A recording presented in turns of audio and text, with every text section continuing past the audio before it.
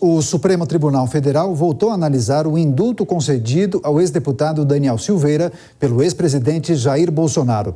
Assunto para a repórter Paula Lobão. Paula, como está o placar entre os ministros da Suprema Corte, hein? Olha, Daniel, o placar está 1-0 pela derrubada do perdão presidencial concedido pelo ex-presidente Jair Bolsonaro ao ex-deputado federal Daniel Silveira. Esse primeiro voto foi dado hoje, durante sessão de julgamento no Supremo Tribunal Federal, agora à tarde, foi dado pela ministra Rosa Weber, que é a presidente do Supremo Tribunal Federal e também é a relatora dessas ações que estão sendo julgadas na Suprema Corte, no Supremo Tribunal Federal. Para a ministra Rosa Weber, esse perdão concedido pelo ex-presidente Jair Bolsonaro a Daniel Silveira é inconstitucional. A gente separou uma fala dela, que deu um voto longo, inclusive falou praticamente durante toda a tarde, durante toda a sessão desse julgamento. Vamos ouvir agora a ministra Rosa Weber. Admitir como lícito que decisões dessa corte possam ser desfeitas ou descumpridas por mero capricho pessoal ou para o atendimento de interesses particulares de membros dos demais poderes da República, fragiliza a força normativa da Constituição. São 4 ações que estão sendo julgadas pelo Supremo Tribunal Federal, ações essas de autoria de partidos políticos, como o Rede, o PDT, Cidadania e PSOL. No entendimento desses partidos, o indulto presidencial concedido pelo ex-presidente Jair Bolsonaro foi usado apenas para beneficiar um aliado político do ex-presidente. O julgamento será retomado amanhã à tarde, quando os demais ministros vão poder, então, anunciar e dar os seus votos. O segundo ministro a votar é André Mendonça. A gente lembra aqui que André Mendonça é o ministro do Supremo Tribunal Federal indicado pelo ex-presidente Jair Bolsonaro. O ex-presidente concedeu esse indulto, esse perdão a Daniel Silveira em abril do ano passado, depois que o Supremo Tribunal Federal condenou o ex-deputado a 8 anos e 9 meses de prisão, após, no entendimento do STF, ele ter atacado de forma antidemocrática os ministros da Corte e também a instituição,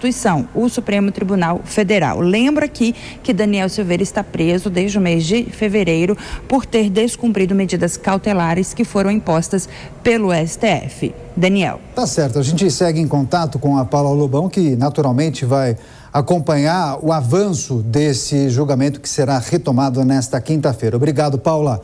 Vamos girar com os nossos comentaristas. Vou começar essa rodada com a Dora Kramer. Dora, presidente do Supremo Tribunal Federal, Rosa Weber, votou justamente por anular esse indulto, que é uma prerrogativa constitucional do presidente da República, justamente por desvio de finalidade.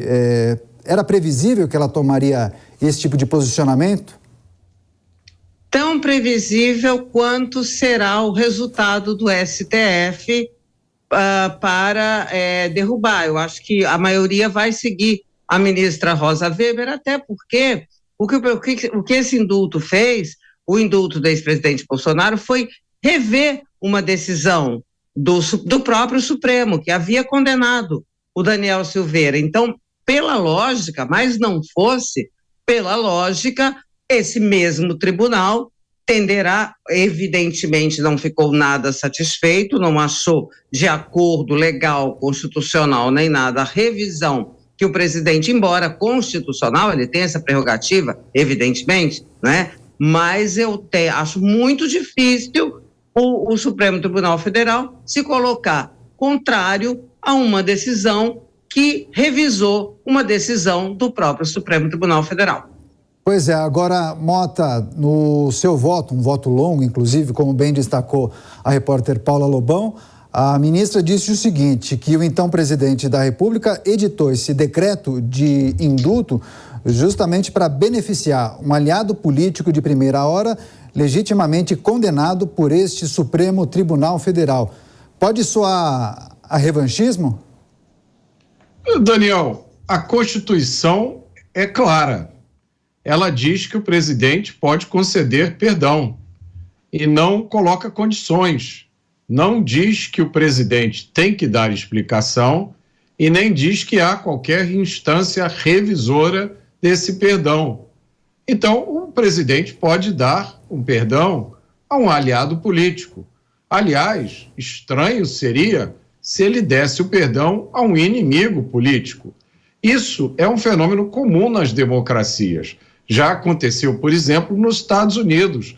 Gerald Ford, quando assumiu a presidência, perdoou Richard Nixon, que estava sendo acusado de vários crimes.